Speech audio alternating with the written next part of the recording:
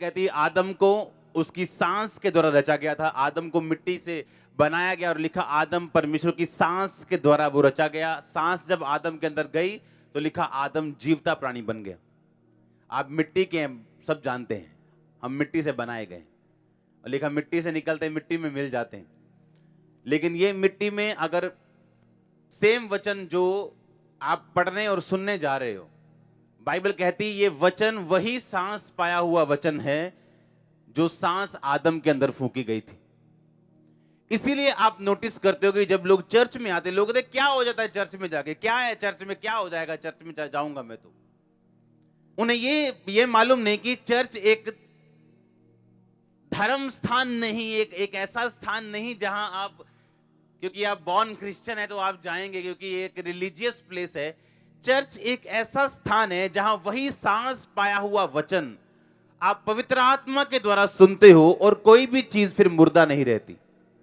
इसीलिए लोग, आप जब टेस्टिमनी सुनते हैं लोगों की कि मैं अपने कैरियर में ब्लेस हुआ हूं, मैं अपने हीलिंग में ब्लेस हुआ हूं, मैं फाइनेंस में ब्लेस हुआ हूं, मैं अपने नशे में नहीं छोड़े हैं, क्योंकि हर वो चीज जो मुर्दा है, बाइबल कहती है कि जितने मृतक, जितने मरे हुए यीशु मसीह के वचनों को सुनेंगे वो जी उठेंगे। अगर आपका फाइनेंस मरा हुआ है वो जी उठेगा। अगर आपका शरीर अंग मरे हुए हैं वो जी उठेंगे। अगर आपकी रिलेशनशिप्स मरी हुई हैं, घर में कोई एक दूसरे की सुनता नहीं, वो जी उठेगा। बाइबल ऐसा कहती है। ये जीवित परमेश्वर का स्थान है जहां जीवित परमेश्वर का आत्मा बात करता है, जहां उसके अलग अलग अंग खड़े हैं काम करने के लिए। मैं अलग हूं, क्वायर अलग है, वॉलंटियर्स अलग हैं, आप अलग हैं, लेकिन एक ही आत्मा है जो हमें दिया गया और पिलाया गया। और बाइबल कहती है जब हम ये वर्ड सुनते हैं, यीशु मसीह ने सांस फूके इसमें, जो आप में फूके थे और आप जीवित हो गए थे। लिखा वो सेम वर्ड, वो सेम सांस इन वचनों में। हालेलुया। मैं आपको दावा करता हूं कोई ऐसी चीज आपकी लाइफ में मुर्दा नहीं रह सकती अगर ये वचन आपकी लाइफ में हो। वो कुछ भी क्यों ना हो, वो परिवार हो, वो फाइनेंस हो, वो शरीर हो, वो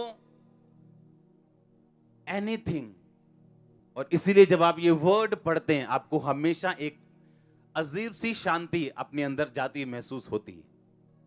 और जब आप ये सुनते हैं आपको कुछ ऐसा लगता है कि कोई मिस्त्री आत्मिक मेरे आत्मिक घर को बना रहे हैं। आपको ऐसा लगता है कि स्वर्गदूत आपको छू रहे जब आप ये वचन सुन रहे हैं।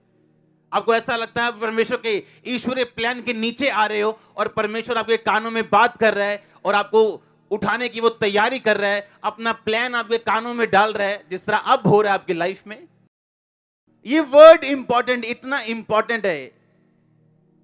उसने कहा मैंने अपने नाम से अधिक महत्व अपने वर्ड को, अपने वचन को दिया। हालेलुया।